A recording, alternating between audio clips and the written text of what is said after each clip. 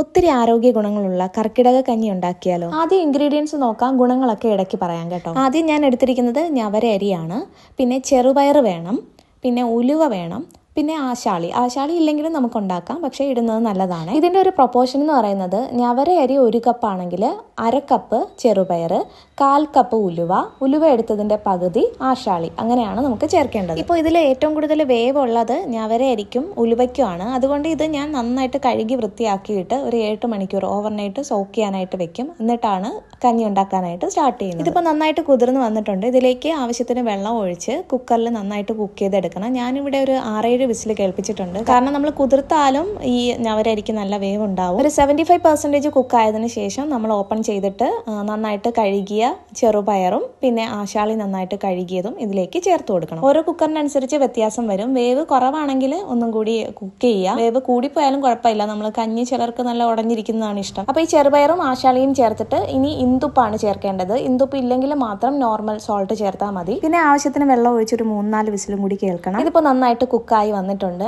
ഇനി ഇത് നമുക്ക് മരുന്ന് കഞ്ഞിയാക്കാം, അല്ലെങ്കിൽ ഇതിൽ തന്നെ തേങ്ങാപ്പാലും പിന്നെ വറവും കൂടി ഇട്ടിട്ട് അങ്ങനെയും കുടിക്കാം. ഞാനിവിടെ മരുന്ന് കഞ്ഞിയാണ് ഉണ്ടാക്കുന്നത്. അതിന് വേണ്ടിയിട്ട് ഞാൻ കളക്ട് ചെയ്ത മരുന്നുകളൊക്കെ കാണിക്കാം. ഞാൻ തൊട്ടാവാടി എടുത്തിട്ടുണ്ട്. തൊട്ടാവാടി ഒത്തിരി ആരോഗ്യ ഗുണങ്ങളുള്ളതാണ്. ഈ മരുന്ന് കഞ്ഞിയിൽ ചേർക്കാൻ പറ്റുന്നതാണ്. അത് സമൂലമാണ് എടുക്കേണ്ടത്, വേരുൾപ്പെടെയാണ് എടുക്കേണ്ടത്. പിന്നെ തിരുതാളി കുറച്ചെടുത്തിട്ടുണ്ട്, മുക്കുറ്റി എടുത്തിട്ടുണ്ട്, ചെറുള എടുത്തിട്ടുണ്ട്, തുമ്പ എടുത്തിട്ടുണ്ട്, പിന്നെ ഇത് നിലപ്പനയുടെ കിഴങ്ങ് കുറച്ചെടുത്തിട്ടുണ്ട്, മുയൽ ചെവിയൻ എടുത്തിട്ടുണ്ട്, കയ്യോന്നി എടുത്തിട്ടുണ്ട്, പൂവാങ്കുരുനില എടുത്തിട്ടുണ്ട്, ഉഴിഞ്ഞ എടുത്തിട്ടുണ്ട്, ഒരു ചെറുതാണ് എടുത്തിട്ടുള്ളത് ഉഴിഞ്ഞ, കീഴാർ നെല്ലി എടുത്തിട്ടുണ്ട്. അപ്പൊ നമ്മൾ മെയിൻ ആയിട്ട് കർക്കിടക കഞ്ഞിയിൽ ആഡ് ചെയ്യുന്നത് ദശപുഷ്പങ്ങളിൽ പെട്ടതാണ്. എല്ലാം ഓരോന്നും നമുക്ക് സമൂലം എടുക്കാം. ഉഴിഞ്ഞയും തിരുതാളിയും ഒക്കെ വലിയ ഇതാണെങ്കിൽ അതിന്റെ കുറച്ച് ഭാഗങ്ങൾ മാത്രം എടുത്താൽ മതി. ദശപുഷ്പങ്ങൾ അല്ലാതെ ഏറ്റവും ബെസ്റ്റ് തൊട്ടാവാടിയാണ്. ഒരുപാട് ആരോഗ്യ ഗുണങ്ങളുള്ളതാണ് തൊട്ടാവാടി ചേർക്കുന്നത്. പിന്നെ തുമ്പ, പിന്നെ കുറുന്തോട്ടിയുടെ വേരിന്റെ തൊലി ചേർക്കുന്നതും വളരെ നല്ലതാണ്. ഇത് ഇത്രയും നന്നായിട്ട് കഴുകിയെടുക്കണം. വളരെയധികം ശ്രദ്ധിക്കണം. ഇത് കളക്ട് ചെയ്യുമ്പോൾ റോഡ് സൈഡിലുള്ളതും അല്ലെങ്കിൽ പെസ്റ്റിസൈഡ്സോ രാസവളങ്ങളോ ഒന്നും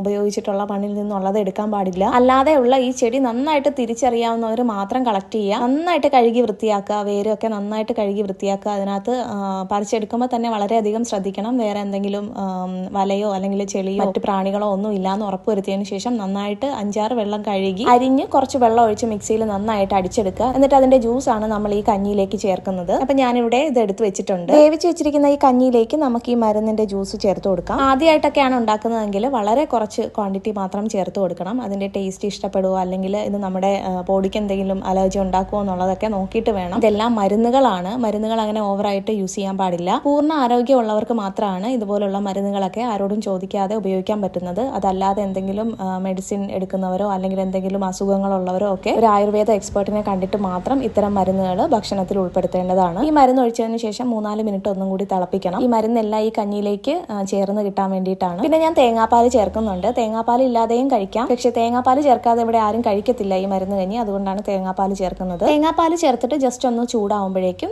ഫ്ലെയിം ഓഫ് ചെയ്യാം. ഇനി ഇതിലേക്ക് വറവിടാനായിട്ട് ഒരു 1.5 ടേബിൾ സ്പൂൺ നെയ്യ്, നല്ല നാടൻ നെയ്യാണ് ചേർത്തിരിക്കുന്നത്. അതിലേക്ക് ഒരു 1/2 ടീസ്പൂൺ നല്ല ജീരകം ചേർത്തിട്ടുണ്ട്, ക്യുമിൻ സീഡ്. അതിനുശേഷം അരിഞ്ഞു വെച്ചിരിക്കുന്ന ചെറിയ ഉള്ളി ചേർത്ത് കൊടുക്കാം. നന്നായിട്ട് മൂപ്പിച്ചതിന് ശേഷം നമ്മുടെ ഈ കഞ്ഞിയിലേക്ക് ചേർത്ത് കൊടുക്കാം. അതിനുശേഷം മേമ്പൊടിയായിട്ട് ചുക്കും കുരുമുളകും കൂടി പൊടിച്ചത് ഒരു 1/2 സ്പൂൺ ഇതിലേക്ക് ചേർത്ത് കൊടുക്കാം. നന്നായിട്ട് മിക്സ് ചെയ്ത് കൊടുക്കാം. അപ്പോൾ പോഷക ഗുണങ്ങൾ ഒത്തിരിയുള്ള കർക്കിടക കഞ്ഞി ഇവിടെ റെഡി ആയിട്ടുണ്ട്.